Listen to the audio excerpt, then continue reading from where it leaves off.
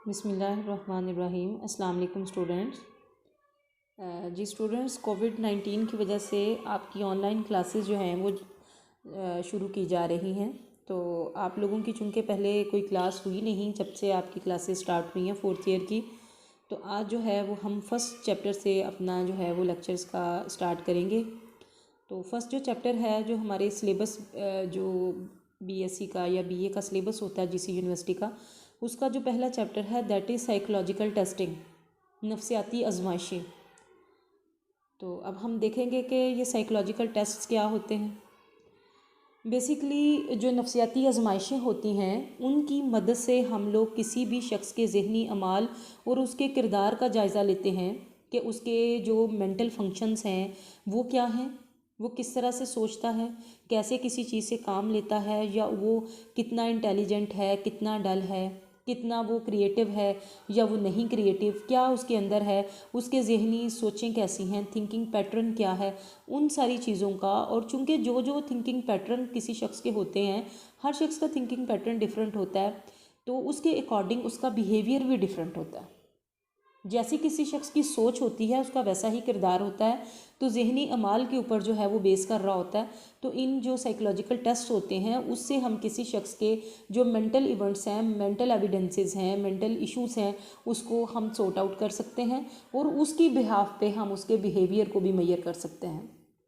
और इस जायज़े की बिना पर और जो हमें मेंटल उसके फंक्शंस हैं उनका पता चलता है और बिहेवियर का पता चलता है, और उस मेंटल फंक्शंस और बिहेवियर के बेस पे हम उसके फ्यूचर के जो बिहेवियर है उसकी प्रेडिक्शन कर सकते हैं कि उसका अब बिहेवियर ऐसा है, सोच ऐसी है, तो उसका मुस्तकबिल में बिहेवियर भी ऐसा होगा, या उसकी आइंदा ये वाली चीज़ इस तरह से होगी।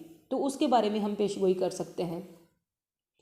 अब है testing concept is present in other disciplines as well. Testing का जो कॉन्सेप्ट है, जो नफ्सियाती आजमाइशों का, नफ्सियाती नहीं या आजमाइशों का सिलसिला आप कह सकते हैं, मुआयना करने की जो सलाहियत है वो सिर्फ साइकोलॉजी में मौजूद नहीं है बल्कि बाकी जो डिसिप्लिन्स हैं, बाकी जो अलूम हैं उनमें भी मौजूद है। जैसे जो एग्रीकल्चर से रिलेटेड लोग हैं वो ज़राअत में ज़मीन का मुआयना किया जाता है कि अंदाज़ा लगाया जा सके कि ज़मीन कितनी ज़रख़ेज़ है, इसके अंदर सेम कितनी ज़्यादा है या बाकी चीज़ें कितनी ज़्यादा हैं। अगर ये ज़मीन फर्टाइल है तो वो पानी के कितने करीब है, इसको पानी कितना चाहिए, और ये इस पर हम किस किस्म की फ़सल लगा सकते हैं जो हमारी फ़सल भी कम जो है वो बजट में तैयार भी हो जाए और हमें ज़्यादा फ़ायदा भी दे। और अगर ये कम ज़रख़ेज़ है तो इस पर कौन सी दूसरी चीज़ें लगाई जा सकती हैं। तो इस तरह से चीज़ों का जो है वो ज़मीन का टेस्ट किया जाता है उसके ज़रख़ेज़ी का पता लगाने के लिए कि किन फसलों के लिए ये जगह मुनासिब है।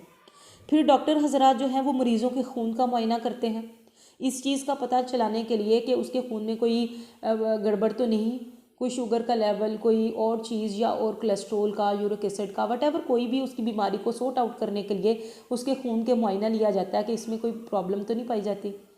देखें, अब जो पुलिस स्टेशन के लोग होते हैं वो इन्वेस्टिगेट करते हैं मुलज़मों के बारे में, उनके बारे में तहकीकात करते हैं, सारा डाटा कलेक्ट करते हैं ताकि जो मुजरिम है वो भी पकड़ा जाए और जुर्म भी सामने आ जाए। तो तहकीकात जो हैं या साइकोलॉजिकल टेस्ट जो है वो मुआयने जो हैं वो हर डिसिप्लिन में मौजूद हैं। सिर्फ साइकोलॉजी की ही वजह से पे नहीं हम कह सकते कि सिर्फ साइकोलॉजी में ये चीज़ें मौजूद हैं, ये दूसरे अलूम में भी मौजूद है। The status of psychological test is of a scale. जो साइकोलॉजिकल टेस्ट होते हैं इसका स्टेटस क्या है, एक पैमाने की तरह है। जैसे किसी स्केल के साथ हम चीज़ें नापते हैं, मेजरमेंट करते हैं चीज़ों को कि इसकी लंबाई इतनी है, चौड़ाई इतनी है, इसकी लेंथ ये है, ब्रेड्थ ये है, विड्थ ये है। हम चीज़ों के बारे में, या इसकी ये 1 kg है या 1 लीटर है, वटेवर जो भी हम उसके लिए स्केल यूज़ करते हैं किसी चीज़ को, कुछ चीज़ें डज़न में हम मेजर करते हैं, कुछ चीज़ों को हम kg में मेजर करते हैं, किसी को हम लीटर में मेजर करते हैं, तो ये डिफरेंट है। इसी तरह से ये जो साइकोलॉजिकल टेस्ट हैं इनका स्टेटस जो है वो इसी तरह से है कि हम बिहेवियर की इसमें मेजरमेंट करते हैं, बिहेवियर को मेजर करते हैं कि किसी शख्स का बिहेवियर कितना कैसा है और उसका मेंटल फंक्शन जो हैं वो कैसे हैं, उनकी मेजरमेंट की जाती है। Like that of the measurement of human behaviour psychological test are use. और इंसानी बिहेवियर जो है, इंसानी किरदार का पता लगाने के लिए, इंसानी जहन का पता लगाने के लिए जो है वो साइकोलॉजिकल टेस्ट यूज़ किए जाते हैं। और बाकी जो चीज़ों की मेजरमेंट के लिए वो उनसे रेलिवेंट स्केल यूज़ होते हैं। जैसे लंबाई के लिए फुट का स्केल यूज़ होता है, और दूध के लिए लीटर का स्केल यूज़ होता है, एग्स खरीदने के लिए डज़न का स्केल यूज़ होता है। तो वो डिफरेंट चीज़ों के लिए उसके स्केल जो हैं वो डिफरेंट होंगे। अब इसकी एक डेफिनेशन हम लोग देख लें ज़रा। नफसियाती आजमाइशें मेयारी और मरूज़ी अंदाज में किरदारी नमूने की पैमाइश करती हैं, यानी इंसानी बिहेवियर की मेजरमेंट करती हैं। किस तरीके से? स्टैंडर्डाइज तरीके से एंड ऑब्जेक्टिव मेथड से।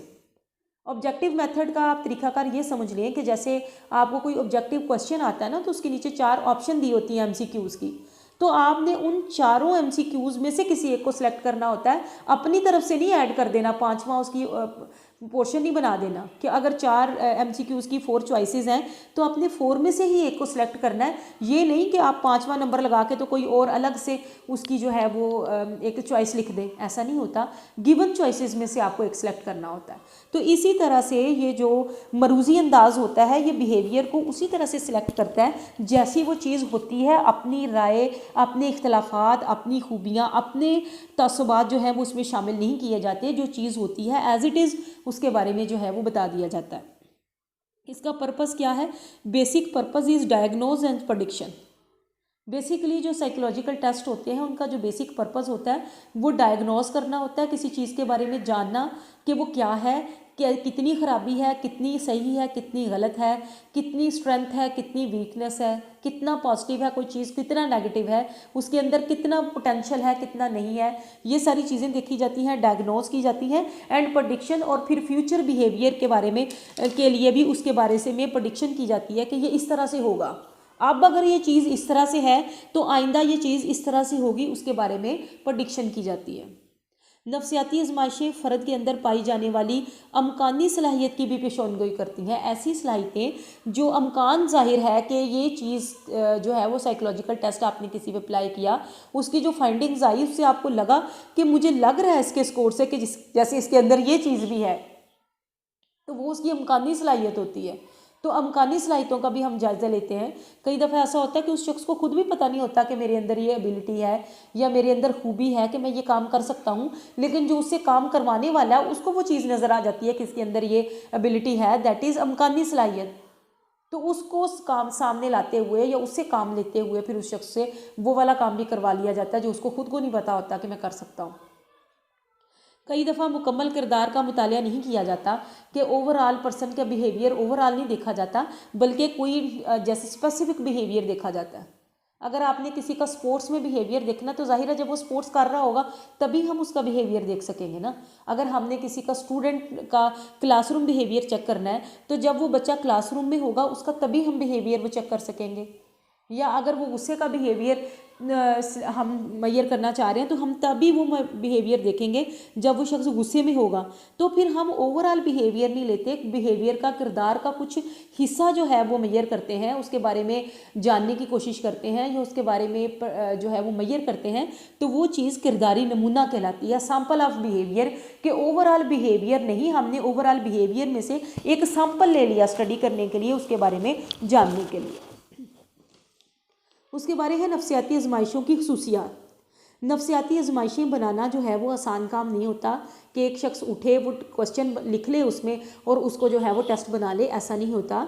हर किस्म की नफसियाती आजमाइश के लिए वाज़े मेयार कायम किए गए हैं कि कौन सा टेस्ट है तो उसके लिए कौन सा तरीक़ाकार इख्तियार किया जाएगा, तो वो जो है वो नफसियाती आजमाइश जो है वो मेयारी तस्वर की जाएगी। नफसियाती आजमाइश जो है वो ऐसी होनी चाहिए जो अपनी जवाजियत और मकबूलियत खुद पेश करे, यानी अपनी वो रिलायबिलिटी और वैलिडिटी जो है वो खुद पेश करे। जवाज़ का मतलब है ये है कि वो खुद बताए कि मेरा क्या मकसद है, मतलब मेरे बनाने का या मेरे बनने का ये मतलब है कि मैं फ़लाँ चीज़ को मेजर करूँगी। और वैलिडिटी जो होती है, मकबूलियत वो चीज़ होती है कि वो टेस्ट जो है जिस पर्पज़ के लिए बनाया गया वो उसी चीज़ को मेजर करे। फॉर एग्जाम्पल आप एक टेस्ट बनाते हैं, नफसियाती मियारी आजमाइश बनाते हैं इंटेलिजेंस को चेक करने के लिए, आपने जहानत चेक करनी है उसके ज़रिए, लेकिन आपने जो क्वेश्चन उसमें के बीच में डाल दिए हैं वो पर्सनालिटी से रेलिवेंट है, वो रुझान से रेलिवेंट है, वो किसी और चीज़ से रेलिवेंट है, वो इंटेलिजेंस को तो मेजर ही नहीं कर रहे। तो इसका मतलब ये होगा कि उस टेस्ट की वैलिडिटी नहीं होगी, मकबूलियत उसकी यही है कि वो जिस चीज़ को का मेजरमेंट के लिए बनाई गई है वो उसी चीज़ को मेजर करे, ये नहीं कि वो इधर उधर की बातें तो सारी बीच में आ जाएं लेकिन जो एक्चुअल काम है वो रह जाए। ऐसा नहीं होता, टारगेटेड होता है कि जिस पर्पस के लिए वो बनाई जाए वो उसी को मेजर करे। अब अमेरिकन साइकोलॉजिकल एसोसिएशन के मुताबिक जो मेयारी आजमाइश है उसमें 4 तरह की क्वालिटीज़ होनी चाहिए। उसमें स्टैंडर्डाइजेशन होनी चाहिए, मरूजियत ऑब्जेक्टिविटी होनी चाहिए, रिलायबिलिटी एंड वैलिडिटी होनी चाहिए, मेयारियत, मरूजियत, एतबारियत और मकबूलियत, ये सारी चीज़ें होनी चाहिए। ठीक है स्टूडेंट्स, आज आपका फर्स्ट लेक्चर था और चलें अभी आप इतना ही इसको देखें, तो इंशाल्लाह जो है वो नेक्स्ट लेक्चर में हम इसको ज़रा जो मेयारियत स्टैंडर्डाइजेशन है इसको डिटेल में देखेंगे। अल्लाह हाफिज़।